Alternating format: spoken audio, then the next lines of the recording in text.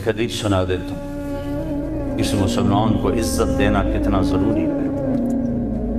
میرے نبی نے فرمایا 1 روپیہ سود کھانا 36 دفعہ زنا کرنے کے برابر۔ 1 روپے یعنی 1 پاؤنڈ سود کھانا 36 دفعہ زنا کرنے کے برابر تھا۔ اس کے بعد آپ نے فرمایا اور تمہیں بتاؤں سب سے بڑا سود کیا ہے؟ جب 1 پاؤنڈ کا سود 36 دفعہ زنا کے برابر ہے تو آپ نے فرمایا تمہیں بتاؤں سب سے بڑا سود کیا ہے؟ الاستطالۃ فی عرض المسلم، مسلمان کو بعزت کرنا سب سے بڑا سود۔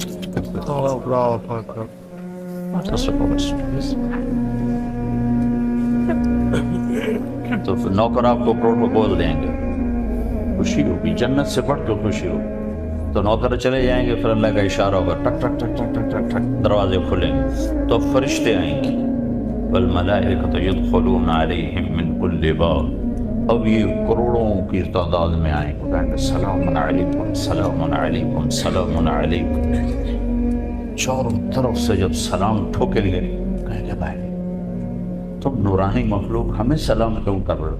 کہیں گے بما صبرت، وہ جو آپ نے لندن میں صبر کی زندگی گزاری، یہ اس کے بدلے میں ہمیں اللہ نے کہا جاؤ سلام کرو۔ غفلت کے دیس میں آپ نے بیدار ہو کے زندگی گزاری، اندھیر نگری میں آپ نے اللہ کو سامنے رکھ کے زندگی گزاری، جب چاروں طرف شراب اور زنا عام تھا آپ نے اللہ سے ڈر کے زندگی گزاری۔ سلام سلام سلام، تو فرشتوں پہ سلام ان کو ہوا میں اڑا دے گا۔ یہ میں پہلے دوبارہ کہہ رہا ہوں کہ عزت نفس، عزت کی طلب بہت بڑی طلب ہوتی ہے، مال سے بھی زیادہ، ڈگریوں سے بھی زیادہ۔ تو فرشتوں کا سلام انہیں ہوا میں اڑا، فرشتے ابھی وہ اس سلام کا مزہ لے رہے ہوں گے کہ فرشتوں نے سلام کیا۔ آئیڈیل ہوم بتا رہا ہوں، آئیڈیل ایک دم میرے رب کا عرش ایسے کھلے گا، ایک دم نور ہی نور چھا جائے، جب ایسے آنکھیں اٹھا کر دیکھیں گے واہ واہ واہ، اللہ سامنے ہوگا اور اللہ کہے گا سلام قولا من رب الرحیم، اب تمہارا رب بھی تمہیں سلام پیش کرتا ہے۔ اور پروٹوکول کی آخری حد، تمہارا رب تمہیں سلام پیش کرتا ہے، سلامان قولا من رب الرحیم، رب رحیم، اے میرے بندو، اے میری بندی ہو جنہوں نے دنیا میں مجھ سے ڈر کے زندگی گزاری، میں تمہارا رب تمہیں سلام پیش کرتا ہوں اور تمہیں مرحبا کہتا ہوں، تمہیں ویلکم کرتا ہوں۔ پھر میرے نبی نے فرمایا اللہ ہر ایک کا نام لے کر حال پوچھے، ہر مرد عورت کا نام لے کر، نام لے کر گئے کیا حال ہے، ٹھیک ہے، کوئی تکلیف تو نہیں، کوئی حاجت تو نہیں، کوئی پریشانی تو نہیں۔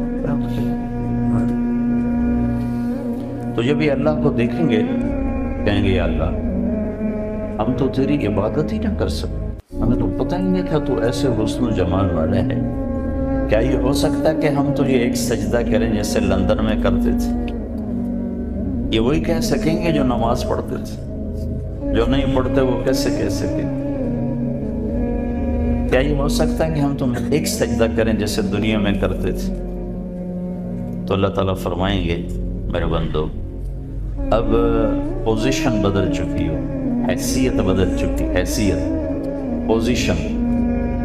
یا لگو کیسے کہ دنیا میں تم بندے تھے اور میں تمہارا مالک تھا، تم نوکر تھے اور میں مالک تھا، تم ایمپلائی تھے، تمہاری زبان، تم میرے ملازم تھے اور میں تمہارا مالک تھا، تو تمہارے ذمے میری مان کے چلنا، میری عبادت کرنا، نمازیں پڑھنا، روزے رکھنا تمہارے ذمے تھا۔ اب جنت میں آ کے حیثیت بدل گئی ہے، اب تم مہمان ہو اور میں تمہارا میزبان۔ کیا ہوسٹ کہتے ہیں میزبان کو؟